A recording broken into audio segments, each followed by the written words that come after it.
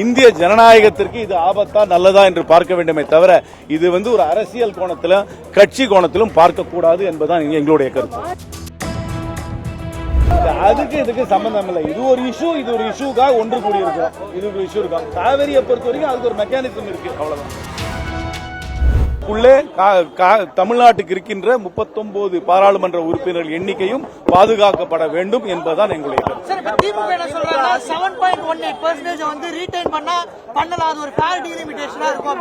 Fair டீலிமிட்டேஷனே கிடையாது. நீங்க பாராளுமன்றத்தை 815ஆகவோ 850ஆகவோ உயர்த்தி அதே ரேஷியோவை நீங்க தமிழ்நாடு கொடுத்தாலும் அந்த பாராளுமன்றம் எந்த விதமான பயனும் அளிக்காது. ஏற்கனவே 543 பேருக்கே பேசுறதுக்கு நேரம் கிடையாது. இதை 850 பேரோ 815 பேரோ பாராளுமன்றத்தில் இருந்தாங்கன்னா யாருக்கும் பேசுறதுக்கு நேரமே கிடைக்காது. நீங்க இந்த பாஜக அரசாங்கம் நீங்க பாத்தீங்கன்னா ஏற்கனவே பாராளுமன்றம் கூடுற நாட்கள் குறைந்து கொண்டே போகுது. இந்த குறைந்து கொண்டு போகின்ற பாராளுமன்றத்தில் உறுப்பினர்கள் எண்ணிக்கையை கூட்டினீங்கன்னா ஒரு பாராளுமன்ற உறுப்பினருக்கும் எந்த வகையிலும் பேசுவதற்கு வாய்ப்பே கிடைக்காது. அது ஒன்றும் quality of democracy will not improve with a larger parliament.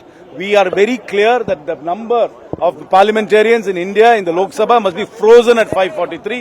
This freeze must continue and the distribution among the states in the same ratio as it is today must continue, and Tamil Nadu must have 39 members within a 543 member house. See, this is an issue which is beyond politics. This is an issue which is about the rights of Tamil Nadu and our representation in the Union of India. It's unfortunate that they do not participate in a meeting like this. While the DMK voted against this bill last time, the circumstances have not changed.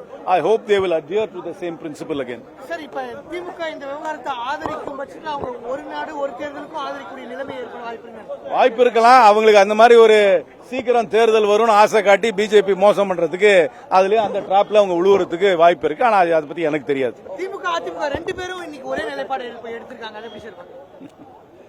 சொல்றேன், இந்த விஷயம் அரசியல் ரீதியாக பார்க்க கூடாது. இது தமிழ்நாட்டோட உரிமைகளாக நீங்க பார்க்க வேண்டும். இது தமிழ்நாட்டோட பிரதிநிதித்துவம் நீங்க பார்க்க வேண்டும்.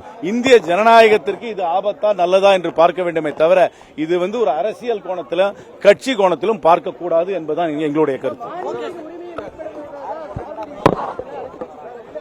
அதுக்கு இதுக்கு சம்பந்தம் இல்லை. அதுக்கு இதுக்கு சம்பந்தம் இல்லை. இது ஒரு இஷ்யூக்காக ஒன்று கூடியிருக்கிறோம். இது ஒரு இஷ்யூ இருக்கா காவேரியை பொறுத்த வரைக்கும் அதுக்கு ஒரு மெக்கானிசம் இருக்கு. அவ்வளவுதான்.